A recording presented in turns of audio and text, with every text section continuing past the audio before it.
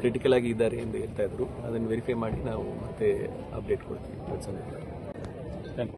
ಪ್ರಿಯ ಬಂಧುಗಳೇ, ನಮಸ್ತೆ, ಹೇಗಿದ್ರೆಲ್ಲರೂ? ಬಂಧುಗಳೇ, ಇಡೀ ಕರಾವಳಿಯನ್ನೇ ಬೆಚ್ಚಿ ಬೀಳಿಸಿದ BC ರೋಡ್ KSRTC ಬಸ್ ನಿಲ್ದಾಣದಲ್ಲಿ ನಡೆದ ಯುವತಿ ಹತ್ಯೆ ಪ್ರಕರಣದ ಪ್ರಮುಖ ಆರೋಪಿ ಚೇತನ್ನನ್ನ ಬಂಟ್ವಾಳ ಪೊಲೀಸರು ಪತ್ತೆ ಹಚ್ಚುವಲ್ಲಿ ಯಶಸ್ವಿಯಾಗಿದ್ದಾರೆ.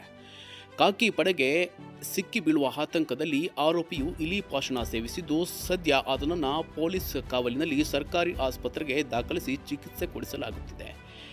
ಹೀಗೆಂದು ದಕ್ಷಿಣ ಕನ್ನಡ ಜಿಲ್ಲಾ ಪೊಲೀಸ್ ಅಧಿಕೃತವಾಗಿ ತಿಳಿಸಿದ್ದಾರೆ.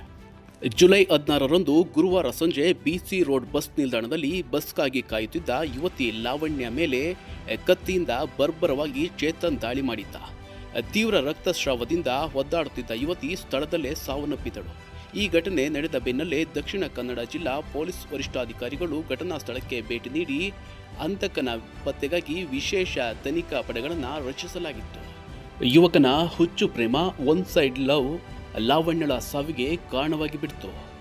ಪೊಲೀಸರ ಪ್ರಾಥಮಿಕ ತನಿಖೆಯಲ್ಲಿ ಸಾವಿಗೀಡಾದ ಯುವತಿ ಹಾಗೂ ಆರೋಪಿ ಚೇತನ್ ಇಬ್ಬರು ದೂರದ ಸಂಬಂಧಿಗಳಾಗಿದ್ದರು ಎಂಬ ವಿಷಯ ಬೆಳಕಿಗೆ ಬಂದಿದೆ. ಆರೋಪಿ ಚೇತನ್ ಮೃತ ಯುವತಿಯನ್ನ ಒನ್ ಸೈಡ್ ಲವ್ನಲ್ಲಿ ಪ್ರೀತಿಸುತ್ತಿದ್ದು, ಆಕೆ ಈತನ ಪ್ರೇಮ ನಿವೇದನೆಯನ್ನ ಸ್ಪಷ್ಟವಾಗಿ ತಿರಸ್ಕರಿಸಿದ್ಲು.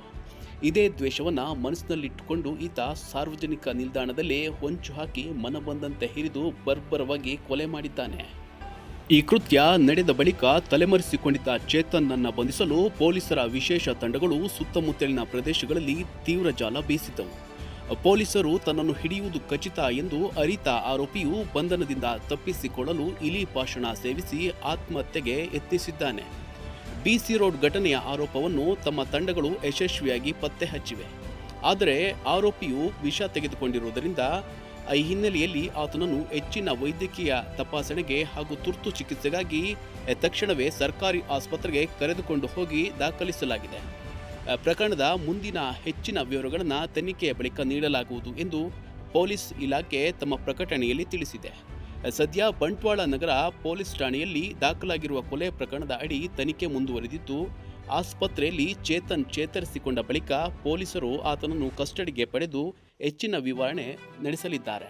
ಅದೇನೇ ಇರಲಿ ಬಂಧುಗಳೇ, ಈತನ ಹುಚ್ಚು ಪ್ರೇಮದಿಂದಾಗಿ ಓರ್ವ ಅಮಾಯಕ ಹುಡುಗಿಯ ಪ್ರಾಣವೇ ಹೋಗಿದೆ. ಈತನ ಬಗ್ಗೆ ಏನನ್ಸುತ್ತೆ ಕಮೆಂಟ್ ಬಾಕ್ಸ್ನಲ್ಲಿ ಮೆನ್ಷನ್ ಮಾಡ್ತಾ ಹೋಗಿ.